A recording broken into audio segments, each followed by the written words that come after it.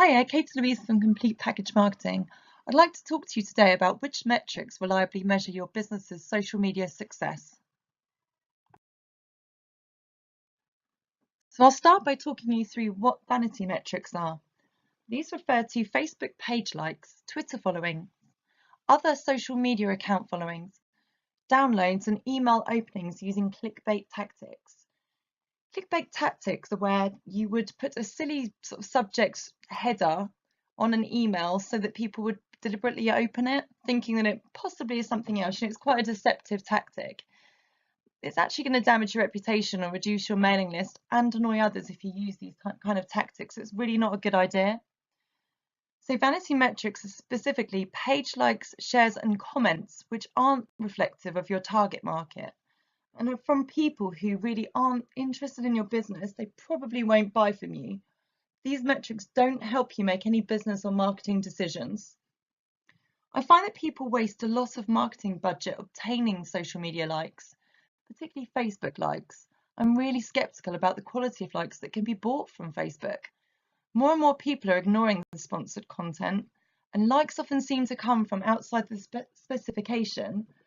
I've found that people that have run Facebook campaigns have basically had them running for a little while, and towards the end, when Facebook hasn't delivered what it's, the minimum limit of what it's supposed to be delivering, so whether this is X amount of likes that you've paid for, I find that you get a lot of likes that come from either outside the geographical area or come from a completely, wrong demographic, one that you haven't specified.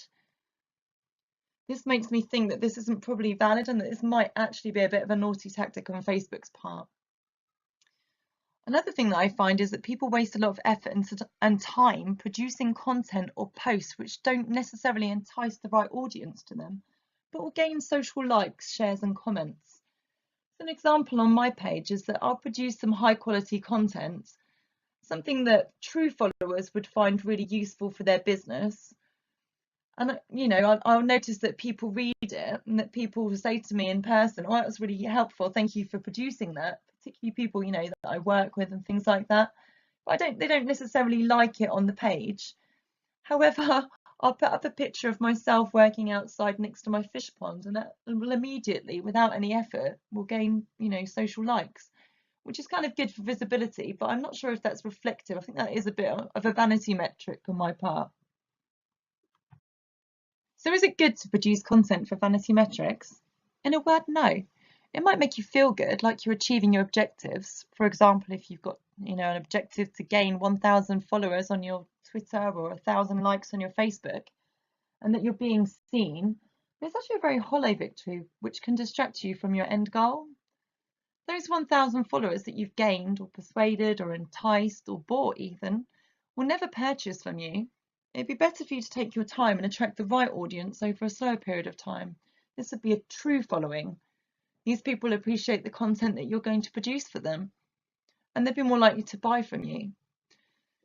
100 followers who are genuine leads and are regularly engaging with your high quality content are better than 1,000 followers who are incentivized to like your page but will never purchase.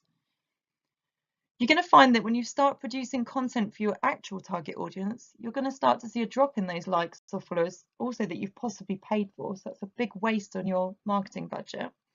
And these likes and followers will unfortunately go down again.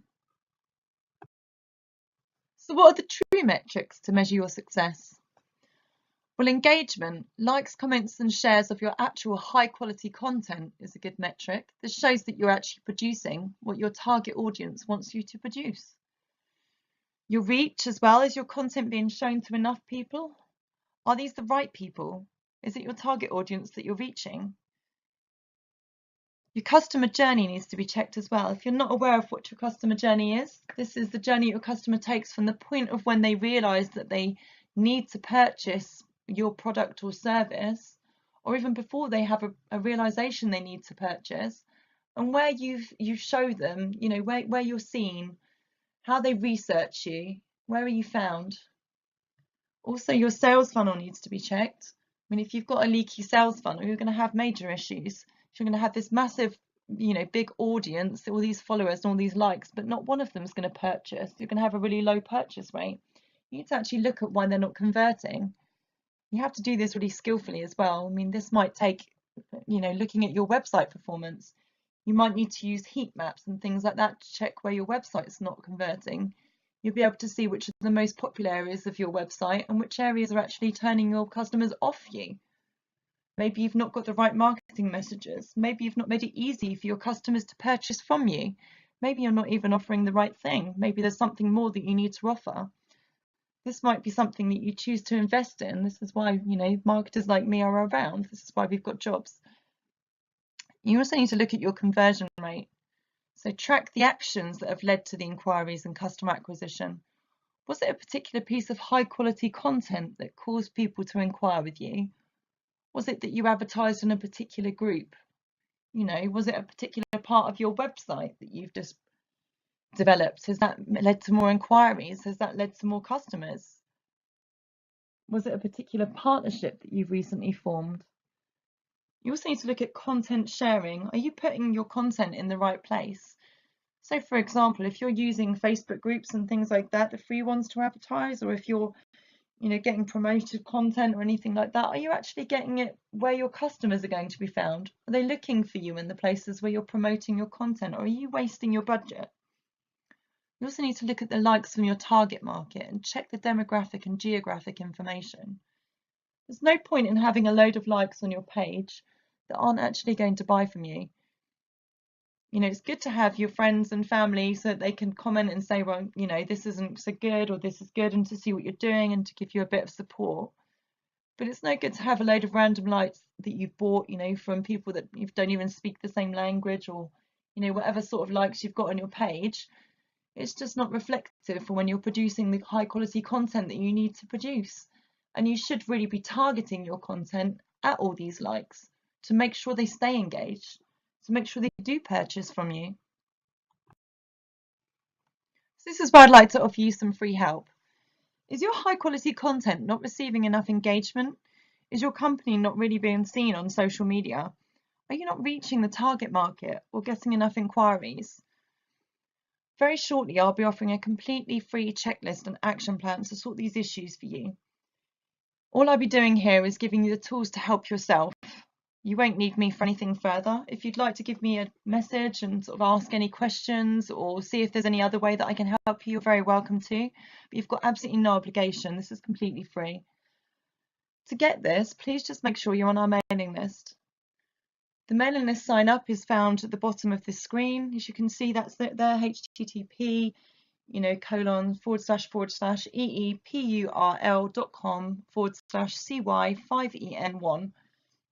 Another easy way to do it is just to go onto the Complete Package Marketing website, find the Contact Us form, and right at the top there in the box, there is the link to this sign up form. And all you'll be receiving from us is a very occasional email when we've got high quality content that will help your business. It'd be lovely to have a few more members on it. Thank you so much for listening, and I hope this helps. Bye.